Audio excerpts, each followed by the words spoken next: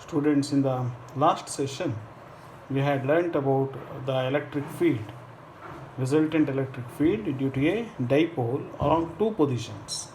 One was end on position and the other one was broadside on position. And just as a matter of completeness, once we shall recall about a dipole. An electric dipole, a pair of equal and opposite charges separated by a distance. In fact, the distance separating the two charges is what is called as dipole length. Also, I remind you that dipole axis is always directed from negative charge towards the positive charge. In case of a dipole, net force is always zero, but the net field is not zero. Today, we will consider deriving an expression for torque experienced by an electric dipole when placed in a uniform electric field. First of all, what do you mean by torque? Torque is the turning effect produced by a force on a body. See, when force acts on a body, if the net force acting on a body is not zero, then it produces a linear displacement in the body. And if torque acting on a body is not zero, then it produces a rotational motion in the body. Then how to calculate torque? In fact, torque is given by force into perpendicular distance between the axis of rotation and the point of application of the force. In this case, we will understand about the couple acting on the dipole placed in a uniform electric field and hence the torque produced. What is a couple? Couple is a pair of equal and opposite forces. Pair of equal and opposite forces applied parallel onto a body. Two equal unlike parallel forces acting on a system constitute a couple. Here we have considered a uniform electric field. What is an uniform electric field? An electric field in which a charge kept at any point would experience the same force is called as uniform electric field. See, these three parallel lines represents the uniform electric field.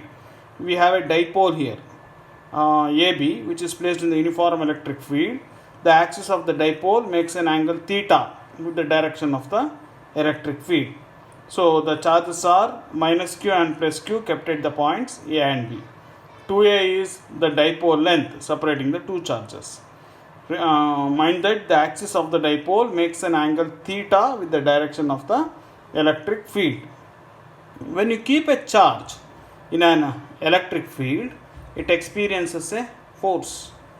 If you remember, when we defined electric intensity, we had written E is F by Q, or F is E into Q, or Q into E.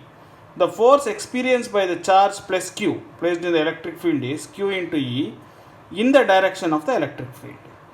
Whereas the force experienced by the charge minus Q would also be Q into E, but opposite to the direction of the electric field. So here you have two forces acting on the system dipole. One is plus Q into E, the other one is minus Q into E. Both the forces are equal in magnitude.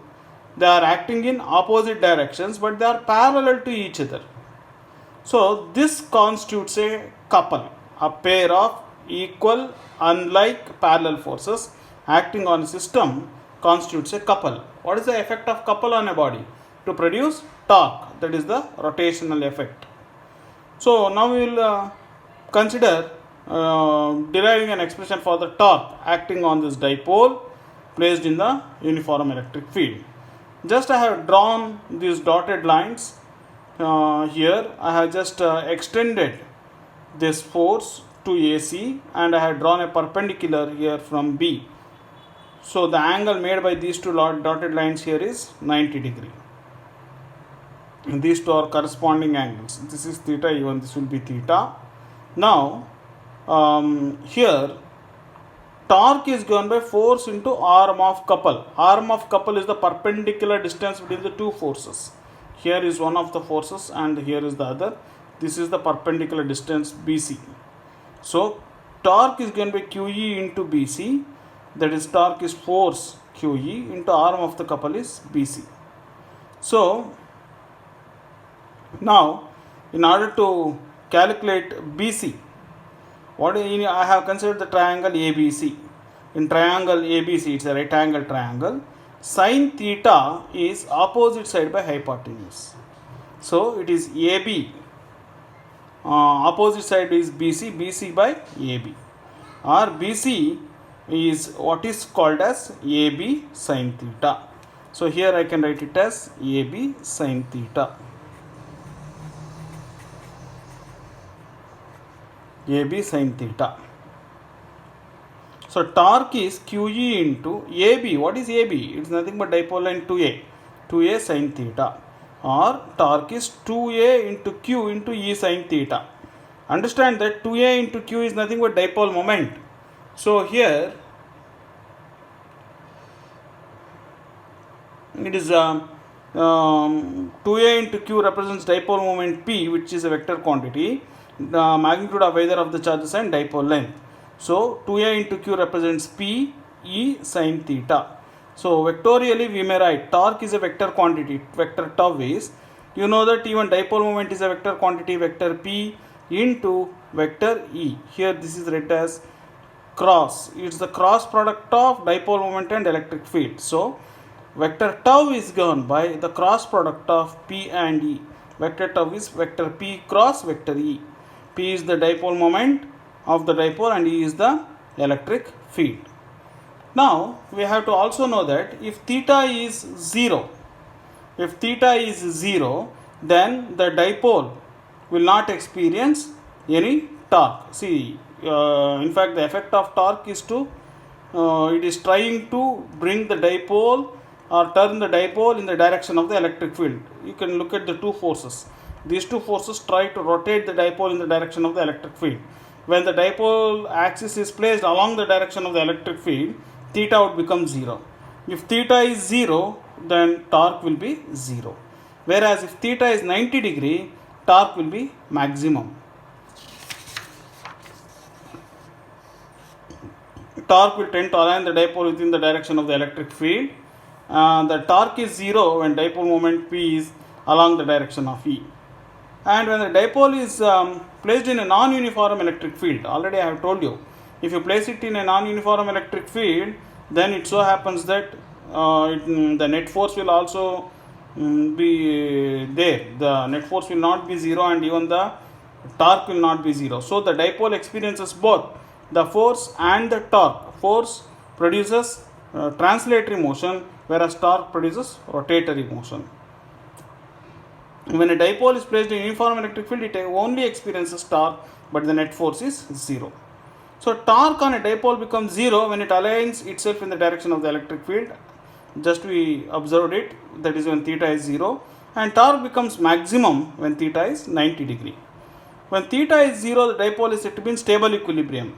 And when theta is 180 degree, that means if the axis of the dipole is opposite to the direction of the electric field, the dipole is said to be in unstable equilibrium. Then we have to know about behavior of electric field in a non-uniform electric behavior of an electric dipole in a non-uniform electric field. See, when you place an electric dipole in a non-uniform electric field, as I have already told you, it experiences both torque as well as force. So the force produces translatory motion, whereas the torque produces rotatory motion. The best example for this is when you bring a charged comb near the bits of paper. When a charged comb is brought near the pieces of paper, non-uniform electric field exerts a net force on pieces of paper, and paper bits moves in the direction of the electric field, and also at the same time it experiences a torque, hence also performs rotational motion. So you know about this. If you move a comb over the bits of paper, since non-uniform electric field is produced by the comb, it experiences both the force as well as torque. So it starts rotating and moving in the direction of the cone. So rotation tells you about torque. Net torque is not zero, and the linear motion tells you that the net force is not zero. Okay, next we will start our discussion with electric lines of force.